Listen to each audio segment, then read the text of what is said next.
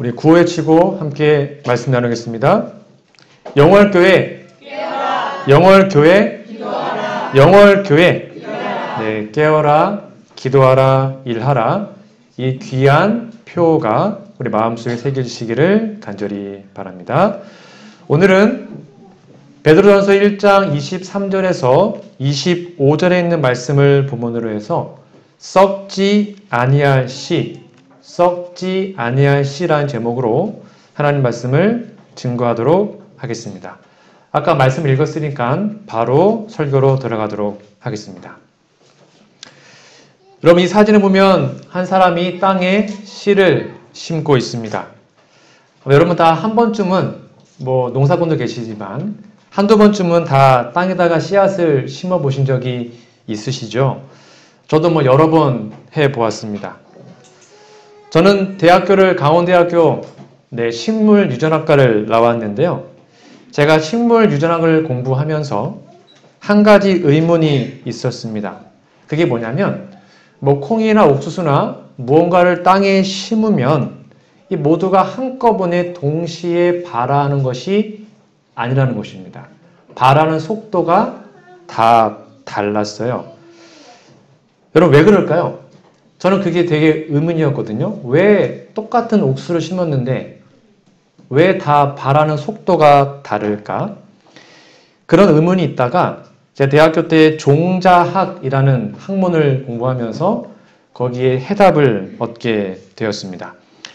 여러분 모든 식물에는 휴면이라는 것이 있다고 합니다.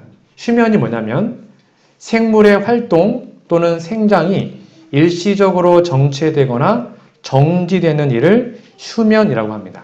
쉽게 말하면 잘 자라다가 잠깐 멈추는 것입니다. 쉬는 거죠. 아니면 아예 쉬어서 자고 있어서 발화가 안 되든지요. 그러니까 식물 말고 우리가 말하고 있는 종자, 씨앗도 이 휴면이라는 것을 다 한다고 합니다. 여러분, 휴면에는 크게 종류가 두 가지가 있습니다. 첫 번째는 자발적 휴면이 있고요. 두 번째는 타발적 휴면 또는 타발 휴면이라고도 합니다. 이 자발적 휴면은 1차 휴면이라고도 하는데요. 종자의 눈이 건전하고 정상입니다. 생리화학적으로 아무 문제가 없는데 적당한 조건이 없어서, 그러니까 조건이 맞지 않아서 발아하지 않는 경우, 즉 내적 요인, 어떤 내적인 요인 때문에 쉬는 상태를 자발적 휴면이라고 합니다. 이게 하나님의 되게 큰 섭리인데요. 왜 종자들은, 식물들은 자발적 휴면을 할까요? 만약에 어떤 종이 있습니다. 밭에 씨를 다 뿌렸어요. 근데 이 씨가 100% 동시에 다 자라면 어떻게 될까요? 갑자기 가뭄이 오거나 태풍이 오거나 하면 그 종은 그냥 멸종되는 것입니다. 그래서 하나님께서는 그 종들을 멸종되는 위기를 극복하기 위해서 시간을 두는 것입니다. 그래서 어떤 태풍이 오거나 가뭄이 오면 아예 발화를 안 해요. 가만히 있다가 조건이 맞으면 발화를 해서 종족의 번식을 위해서 그렇게 하는 게 자발적 휴면입니다. 두 번째로 타발 휴면은 2차 휴면이라고도 하는데요. 이거는 식물이 건조하거나 저온 등으로 인해서 발화에 부적당한 조건에 놓이게 되면 원래는 씨가 정상인데 조건이 안 맞기 때문에 외적 요인으로 발아하지 않는 것을 타발 휴면이라고 합니다. 그러니까 원래는 잘 자라야 돼요. 이제는 잘 자라야 되는데 조건이 안 맞으니까 그냥 자고 있는 것입니다. 그러면 이렇게 어떤 종자가 타발적 휴면을 하고 있다면 어떻게 해야 되냐면 그 휴면 조건을 뭐 하면 되는 거예요? 없애버리면 됩니다. 없애버리면 종자는 잘 자라게 되어 있습니다. 오늘 본문 말씀해 보면 베드로전서 1장 23절인데요. 너희가 거듭난 것이 썩어질 씨로 된 것이 아니요 썩지 아니할 씨로 된 것이니 하나님의 살아있고 항상 있는 말씀으로 되었느니라 라고 기록합니다. 여기 중요한 포인트가 우리가 거듭나야 되는데 그 거듭남의 비결이 뭐라고요? 하나님의 씨, 하나님의 말씀. 성경에는 하나님의 말씀을 썩지 아니하는 씨다. 살아있는 말씀이다라고 기록합니다. 그러니까 우리 마음속에 하나님의 말씀이 가득 채워지면 우리는 반드시 거듭나게 되어 있습니다. 그게 성경의 약속이거든요. 즉 하나님의 거룩한 말씀이 내 마음에 채워지면 우리는 변하게 되어 있고 거듭나게 되어 있는 것입니다. 그러면 다시 한번 우리들에게 질문해 볼까요? 그러면 우리는 과연 하나님의 말씀으로 거듭났는가? 나는 목사이지만 또는 장로 집사이지만 수십 년 교회 다녔지만 정말 진정으로 거듭남을 경험했는가를 한번 살펴봐야 합니다. 왜냐하면 정말 우리 안에 하나님의 씨가 있다면 반드시 그게 발아하고 열매를 맺게 되어 있기 때문입니다. 그 유명한 요한복음 3장에 보면 니고데모라는 사람이 있었죠. 니고데모는 정말 성경 박사였습니다. 성경을 다 외우는 사람이었습니다. 구약을 통째로 외우는 사람이었습니다. 덕망이 좋고 돈도 많고 아주 지위도 높고 그런 사람이었습니다. 즉 자신은 뭔가 잘 되었고 하늘나라에 들어갈 줄 알았습니다. 그런 예수님을 만났는데요. 예수님이 상담도 하기 전에 그냥 다짜고짜 뭐라 그랬어요? 이렇게 충격적인 말씀을 하셨습니다. 예수께서 대답하여 가라사대 진실로 진실로 내게 이르노니 사람이 거듭나지 아니하면 하나님 나라를 볼 수 없느니라. 이 니고데모가 좀 기분이 상했습니다. 아, 내가 성경 박사고 성경 다 알고 있고 지금 나보고 지금 거듭나지 않았다고 뭐라 그러는 겁니까? 라는 마음이 들었을 겁니다. 그때 예수님이 구원 문제에 대해서 다시 한번 강조한 말씀이 3장 5절입니다. 같이 읽어보겠습니다. 시작. 예수께서 대답하시되 진실로 진실로 내게 이르노니 사람이 물과 성령으로 나지 아니하면 하나님 나라에 들어갈 수 없느니라. 이거는 하나님의 아들 예수님께서 말씀하신 구원의 원리, 정확한 진리입니다. 예수님 무언가를 정말 중요한 걸 얘기할 때는 진실로 진실로를 2번 반복하십니다. 모든 인간은 거듭나야 합니다. 거듭나지 않으면 그 누구도 하늘에 들어갈 수가 없다고 확실하게 말씀하셨죠. 그리고 그 거듭남의 방법이 뭐라고요? 물과 성령으로 된다라고 말씀합니다. 그리고 오늘 본 말씀은 그 방법이 바로 썩지 아니하는 씨, 하나님의 말씀으로만 가능하다고 얘기합니다. 자, 그러면 내가 지금 거듭났는가, 내가 지금 구원을 받았는가를 좀 말씀을 근거로 점검해 보도록 하겠습니다. 거듭남에 대한 예언신을 쭉 찾아봤더니 이런 말씀이 있더라고요. 한번 여러분의 마음을 좀 비교해 보시기 바랍니다. 그리스도의 정신은 전도의 정신이다. 거듭난 마음속에 제일 먼저 생기는 충동은 다른 사람들 또한 구주께로 인도하고자 하는 충동이다. 거듭나지 않은 사람의 마음에는 죄를 사랑하는 마음과 죄를 간직하고 핑계하라는 정신이 있다. 그러나 거듭난 마음에는 죄를 미워하고 그것을 확고하게 저항하는 마음이 있다. 첫 번째는 전도의 열망이 있는가? 두 번째는 죄를 정말 미워하고 버리고 있는가? 살펴봐야 합니다. 이어서 볼까요? 진리가 생애 속에 항구적으로 거하는 원칙이 될 때 영혼은 거듭난다. 이 거듭남은 썩어질 씨로 된 것이 아니요 썩지 아니할 씨로 된 것이니 하나님의 살아있고 항상 있는 말씀으로 되었다. 이 거듭남은 그리스도를 하나님의 말씀으로 받아들인 결과이다. 그러니까 우리가 매일 말씀을 읽고 그 말씀을 마음에 받아들일 때만 거듭나는데요. 성령에 의하여 거룩한 진리가 마음에 명각될 때 새로운 생각이 일깨워지고 지금까지 잠자고 있었던 힘들이 분기되어 하나님과 협력한다. 아, 거듭난 사람은 하나님과 협력하여 뭔가 활동을 하네요.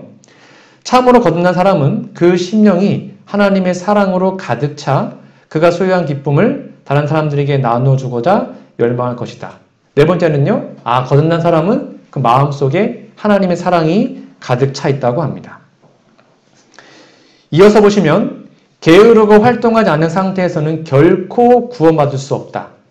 진정으로 거듭난 사람이 아무런 도움도 되지 못하고 무익한 생애를 산다는 것은 있을 수 없다.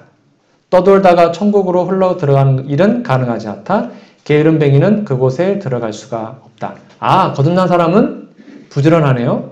부지런히 열심히 자신의 일도 열심히 하고 하나님의 일도 열심히 하는 것입니다. 게으름은 세상을 괴롭히는 최대의 저주이다. 참으로 거듭난 남녀라면 모두 부지런히 일하는 자가 될 것이다. 몇 가지 쭉 살펴보았습니다. 이 말씀을 저 자신에게도 한번 적용해 보았고요. 이 말씀을 근거로 한다면 지금 나는, 우리들은 진짜 거듭난 상태일까요? 아니면 아직도 거듭나지 못한 상태일까요? 여러분의 모습은 어떠하십니까? 제가 이런 말씀을 드리는 이유는 저는 20살 때 처음으로 성경을 끝까지 한번 통독을 했습니다.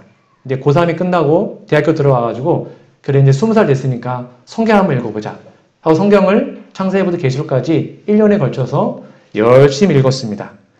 저는 그때 순진한 마음에 성경 한번 읽으면 제 생애가 완벽히 변할 줄 알았습니다. 얼굴에 광채가 나고 막 가슴이 뜨거워지고 막 그렇게 될 줄 알았거든요. 성경을 다 읽었습니다. 아멘 주 예수 오시옵소서 하고 계시록을 다 덮었는데 변화가 전혀 되어 있지 않았습니다. 이게 뭐지? 나 성경 열심히 읽었는데 그게 저에게는 큰 의문이었습니다. 왜 그럴까라는 의문이 들 때 왜 하나님의 말씀은 썩지 않으시고 말씀이 내 마음에 거하면 분명히 거듭난다고 말씀했는데 왜 안 되지? 라는 말씀을 생각을 하고 있을 때 내 안에 하나님의 말씀이 지금 휴면 상태에 있구나 라는 사실을 알게 되었습니다.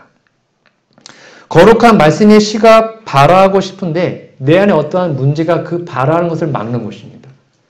잠자고 있는 것이죠. 말씀이요. 그 씨앗이. 그러면 그 휴면을 타파하는 방법이 무엇인가를 좀 살펴보면 좋겠죠. 아까 말한 것처럼 자발적 휴면과 타발적 휴면이 있는다고 말씀드렸는데요. 이런 휴면을 타파하기 위해서는 제가 이제 종자를 공부해 보니까 크게 3가지의 방법이 있는데 이게 오늘날 우리의 영적으로 주는 교훈이 커서 좀 소개해 드리려고 합니다. 첫 번째입니다. 첫 번째 타발 휴면을 없애기 위해서는 휴면 물질을 제거하면 휴면을 타파할 수 있습니다. 여기서 말하는 휴면 물질이 뭐냐면 종자 안에는요, 씨앗 안에는 화학 물질로 된 옥신 또는 지베렐린 등의 식물 호르몬 외에 어떤 종류의 페놀성 물질을 의미합니다. 다 거두절미하고 이 휴면 물질의 특징이 뭐냐면 아주 적은 양입니다. 많지가 않아요. 아주 극소수의 휴면 물질이라도 그 종자 안에 있으면 그 종자는 발화하지 않습니다. 양이 많다고 적다고요? 적어요. 아주 적은 휴면 물질만 있어도 그 종자는 발화하지가 않아요. 이 적은 휴면 물질은 오늘날 우리에게 무엇을 말해주고 있을까요? 바로 우리 안에 있는 작은 죄를 말하는 것입니다. 우리가 아무리 말씀을 많이 봐도, 우리가 아무리 말씀을 마음속에 많이 새겨도 우리 안에 은밀한 죄, 그 죄를 끝까지 포기하지 않고 있다면 결코 하나님의 말씀은 발화하지 않습니다. 절대 발화하지 않습니다. 내 마음속에 그 죄를 아주 적은 양이라도 그 죄를 온전히 십자가에 내어놓고 버릴 때, 그 죄를 완전히 포기할 때, 100% 그 죄를 완전히 포기할 때 그때 비로소 우리의 마음속에 말씀이 발화하여 열매를 맺을 수 있는 것입니다.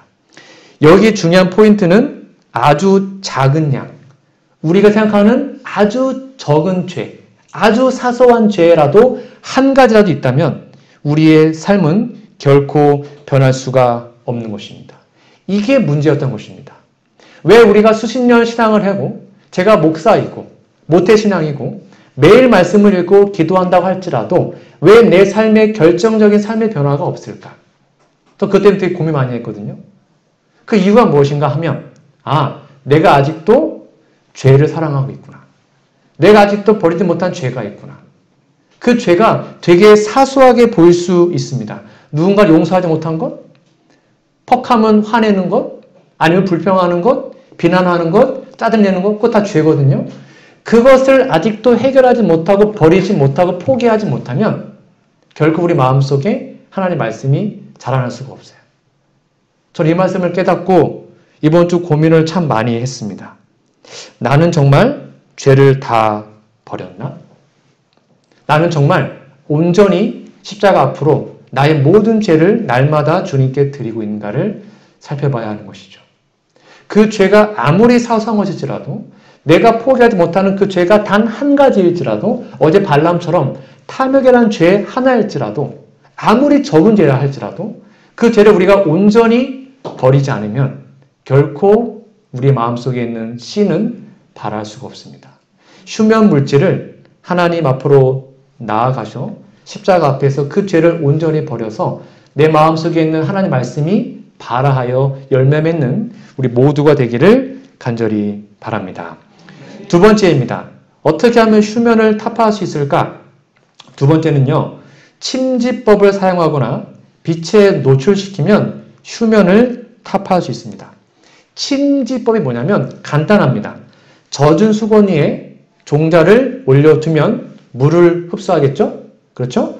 그러면 아니면 물속에 종자를 담가두면 물을 흡수하게 됩니다. 그러면 껍질이 부들부들해지고 연해지면서 또는 안에 있는 휴면 물질이 쉽게 내려가고 그리고 이제 껍질이 부드러워지니까 씨앗이 발아하게 되는 것입니다. 저기는 여기에서 공부하면서 야, 물이 필요하구나. 여러분 성경에서 물은 누굴 상징하죠? 성령님이십니다.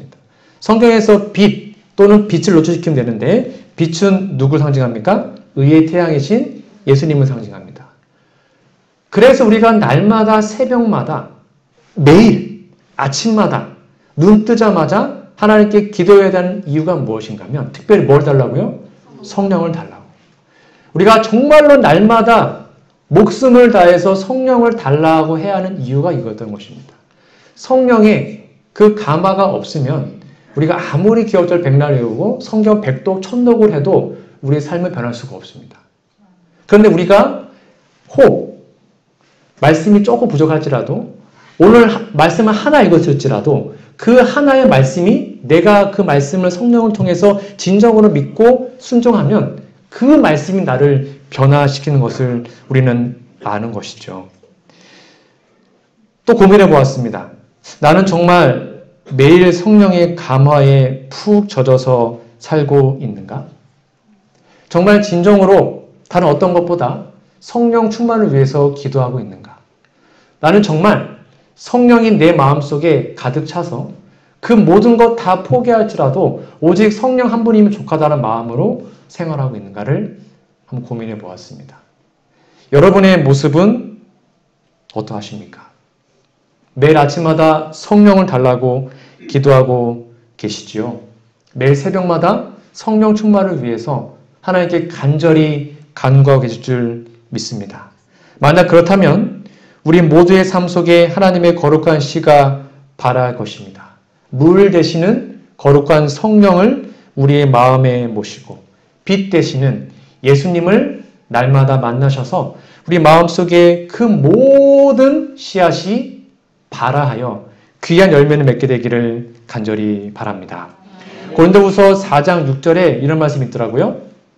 어두운 데서 빛이 비치리라 하시던 그 하나님께서 이 어두운 데는 창세기 1장 2절에 지구를 말합니다. 빛도 없고 흑암투성이었던 엉망진창이었던 혼돈하고 공허한 그 지구, 태초의 지구 말하는 거예요.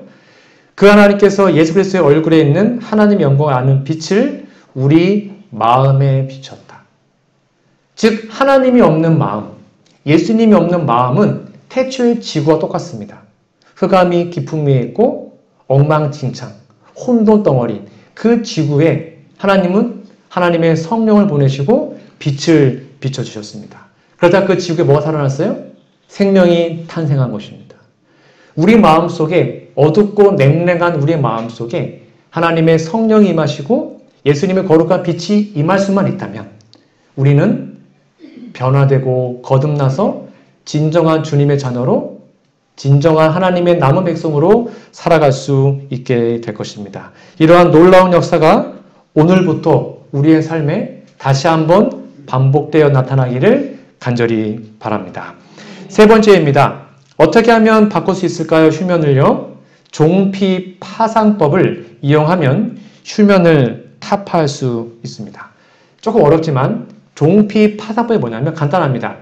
종자의 종피가 있잖아요. 껍데기를 송곳으로 찔러요.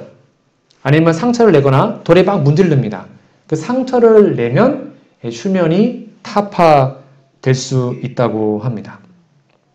전 이걸 공부하면서 그래서 하나님께서 우리 백성들에게 고난을 허락하시는구나 라는 생각을 하게 되었습니다.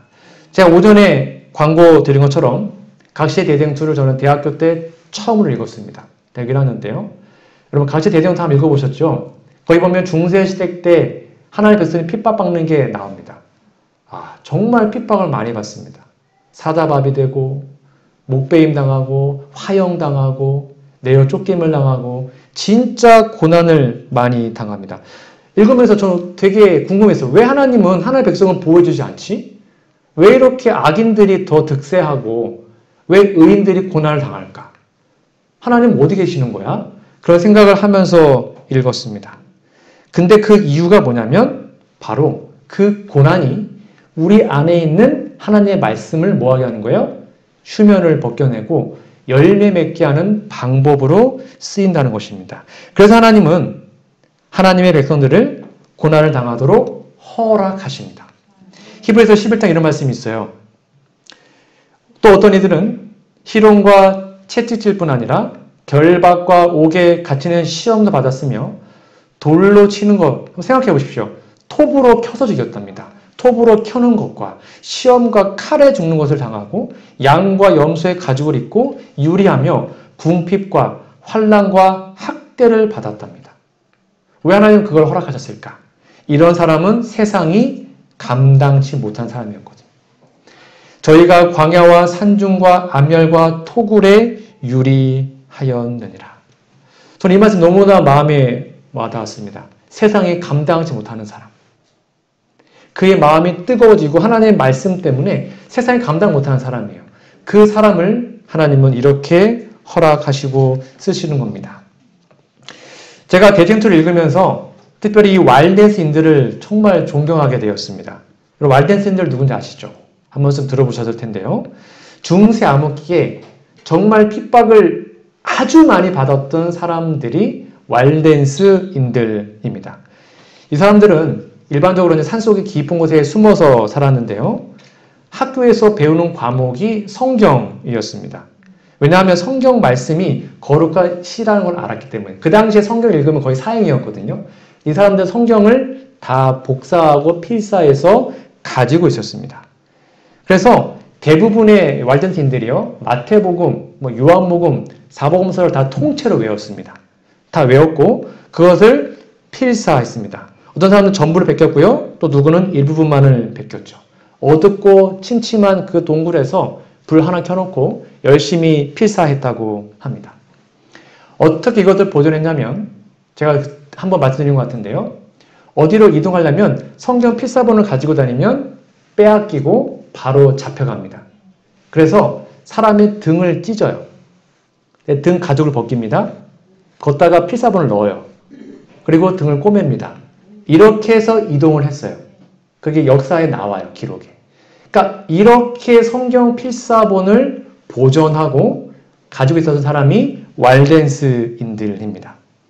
왜 이들은 이런 고난과 핍박을 당하면서도 그 성경 말씀을 보존했을까요? 이들의 그 피땀 흘린 노력으로 이 귀한 말씀이 오늘날 우리에게 온 거예요.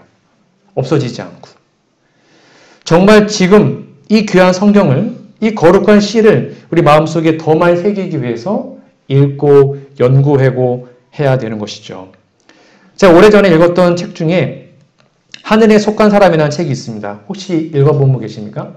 이게 중국의 가정교회, 지하교회를 다룬 책인데요. 윈 형제 또는 라오저닝이라는 사람이 쓴 책입니다. 그러니까 중국의 이제 공산당이 득실하면서 이제 교회가 다 핍박을 받고 가정교회로 다 분산되어서 활동을 한 이야기가 여기에 기록되어 있습니다. 한번 읽어보시면 정말 큰 감동을 받으실 겁니다. 한번 강추 드리고요. 뭐 어떤 고난을 말하는 것이 아니라 여기에서는 좀 특이한 게 있습니다. 이 가정교회를 섬기고 있는 여기에 드는 신학과가 있어요. 신학과. 신학과 과목이 되게 특이합니다. 뭔지 아십니까? 여기 신학과 과목은 성경 사복음서 통째로 외우기입니다.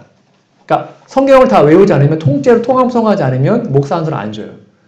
그렇게 다 암송을 시키고 그 다음에 목회자들한테 아니면 이제 교회 지도자들한테 뭘 가르치냐면 2층에서 뛰어내려도 안 다치는 법, 낙법. 왜냐하면 도망 다녀야 되니까 그런 거 수갑 빨리 푸는 법. 이런 게 신학과에 커리큘럼이 있다고. 되게 신기하지 않습니까? 그러니까 이 나라는 하나님의 말씀을 믿고 섬기면 고난받는 게 당연한 거예요. 그러니까 그 고난을 피하기 위해서 도망가는 법, 뛰어내리는 법, 낙법, 뭐 수갑 푸는 법 이런 것들을 가르쳐요. 신학과에서. 저에게 되게 신선한 충격이었습니다. 제가 이 책을 읽으면서 느낀 게 뭐였냐면 왜 중국의 가정교회가 이렇게 폭발적으로 성장했을까? 뭐 때문이었을까요? 핍박 때문이었습니다. 핍박 때문이었어요. 하나님께서 핍박을, 고난을 허락하셨기 때문에 그 고난을 핍박을 견뎠던 사람들이 말씀이 막 발화하는 것입니다. 엄청나게 복음이 전파되는 것입니다. 핍박하면 할수록 더 복음이 확산되는 것입니다. 그래서 순식간에 가정교회로 전 중국을 뒤엎은 것이죠. 여러분 혹시 우리의 삶 속에는 이러한 고난이 있습니까? 이러한 시련이 있는지요? 너무 편안하지 않습니까? 편안한 이유가 무엇일까요? 왜 오늘날 재림교회, 우리 교단적으로 이러한 박해가 없을까요? 이렇게 나와 있습니다. 대쟁투입니다. 사도 바울은 무릇 그리스도 예수 안에서 경건하게 살고자 하는 자는 핍박을 받으리라고 말하였다. 잘 보셔요. 그러면 박해의 불이 거의 꺼진 듯이 보이는 것은 무슨 이유인가? 그 유일한 이유는 교회가 세속적 표준과 타협하여 별로 반대를 받을 일이 없는 까닭이라. 그러니까 사단이 볼 때 안 건드려도 돼요. 세상에는 교회랑 똑같아. 그러니까 핍박할 이유가 없어요. 사탄이. 그게 오늘날 재림교회의 문제라는 것입니다. 오늘날의 종교는 그리스도와 그분의 사도들이 생활하던 당시의 그리스도인의 신앙처럼 순결하고 거룩한 성격의 것이 아니다. 그때는 칭찬받으려면 목숨 걸고 받았거든요. 그래서 교회가 세상에서 인기 있는 유일한 이유는 죄와 타협하는 정신 때문에, 그리고 하나님의 말씀의 위대한 진리들이 너무도 무시되고 있기 때문에, 그리고 교회 내에 활력이 넘치는 경건이 거의 없기 때문이다. 그러니까 교회에 다녀도 별로 이렇게 힘든 게 없으니까 기독교가 인기 있다는 것입니다. 그 다음에 마지막 같이 읽어볼까요? 초대교회 시작. 초대교회의 신앙과 능력이 되살아날 때 박해의 정신은 다시 나타날 것이며 핍박의 불길은 다시 타오를 것이다. 지금 우리의 삶에 고난과 핍박이 없는 이유는, 저를 포함해서 우리 교단에 이러한 핍박이 없는 이유는 한마디로 우리가 말씀대로 살지 않기 때문입니다. 우리가 정말로 말씀대로 산다면 사단은 우리를 가만두지 않을 것입니다. 분명히 써있죠? 핍박이 올 것입니다. 초대교회처럼 중국의 가정교회처럼. 그런데 하나님은 그 핍박을 우리 마음속에 있는 거룩한 씨를 발화시키는 데 역이용하십니다. 그게 바로 하나님의 섭리이죠. 여러분, 결코 고난과 핍박을 두려워하지 마십시오. 그 고난과 핍박이 오히려 우리를 변화시키고 우리 안에 있는 그 말씀을 발화시켜서 우리를 하나님의 자녀로 순식간에 변화시키는 하나님의 좋은 방법임을 기억해야 합니다. 혹시 화인여사의 자서전 읽어본 적 있으십니까? 여기 보면 화인여사 당시에 아주 이상한 극단적인 무리가 있었는데요. 광신주의자들이 있었습니다. 첫 번째는요, 범죄 불가능성을 믿는 무리들이었다고 합니다. 이 사람들은 우리는 성화가 되었다. 그러니까 우리는 무슨 짓을 해도 죄가 아니다. 이렇게 믿으면서 다녔던 사람들이 그 당시 있었답니다. 두 번째는 가장된 겸손을 하는 무리였습니다. 이 광신주의자들은 말씀에 우리가 어린아이처럼 돼야지 하늘 간다고 했잖아요. 그러니까 우리는 어린아이처럼 기어다녀야 된다. 그래서 교회 오잖아요. 그러면 다 기어다녀요. 그런 광신 무리들이 이때 있었습니다. 심지어는 집 주위 길거리도 막 기어다닌답니다. 우리는 어린아이처럼 돼야 돼 이러면서. 좀 이상하지 않습니까? 그리고 세 번째는 아무 일도 해서는 안 된다고 믿는 무리였습니다. 그래서 노동도 금하고 일하는 것도 죄라고 하면서 일하는 사람을 막 비난하고 다녔던 무리들이 있었습니다. 그럼 이러한 광신주의자들 가는 곳마다 환영받았을까요? 핍박받았을까요? 당연히 배척을 받았겠죠. 그러면 나는 배척받으니까 하나님 뜻대로 사는 거야 라는 대단한 착각을 하고 살았다고 합니다. 막 기어다니면서 핍박하니까 나는 하나님 뜻대로 이러고 다녔던 사람들이라고 합니다. 자, 그러면 여러분, 자신이 말씀대로 살지 않고 죄를 짓고 받는 핍박과 말씀대로 살았기 때문에 받는 핍박을 어떻게 구별할 수 있을까요? 구별하는 방법이 무엇입니까? 어떻게 하면 스스로 죄를 지어 당하는 고난과 하나님께서 우리 안에 있는 거룩한 씨를 발화시키기 위해서 허락하시는 그 고난을 구별할 수 있을까요? 뭘까요? 내가 지금 당하는 고난이 내 죄 때문인지 아니면 말씀에 순종한 그 열매 때문인지를 어떻게 알 수 있을까요? 성경은 우리에게 이렇게 얘기합니다. 이사야 48장 22절인데요. 같이 한번 읽어보도록 하겠습니다. 시작. 여호와께서 말씀하시되 악인에게는 평강이 없다 하셨느니라. 간단합니다. 고난과 핍박이 왔을 때 내 마음의 평강이, 그 쉼이, 마음의 안식이 계속 유지되고 있다면 그건 하나님의 고난의 허락인 것입니다. 요셉이 보디발의 아내를 그런 오해 때문에 감옥에 들어갔잖아요. 그때 영감의 글에 보면 요셉은 마음이 평안했다. 감옥에서 얻어맞고 착고에 차였지만 마음이 편안했어요. 왜요? 죄가 없었거든요. 하나님 함께 했거든요. 그걸 알았거든요. 내 삶에 고난이 올 수 있습니다. 핍박 올 수 있습니다. 어려움이 올 수 있어요. 근데 그 어려움이 올 때 내 마음속에 평안이 있는가? 아니면 안식이 깨어지고 있는가를 살펴야 합니다. 내 마음의 안식, 평강을 깨는 유일한 것은 죄라고 나와 있습니다.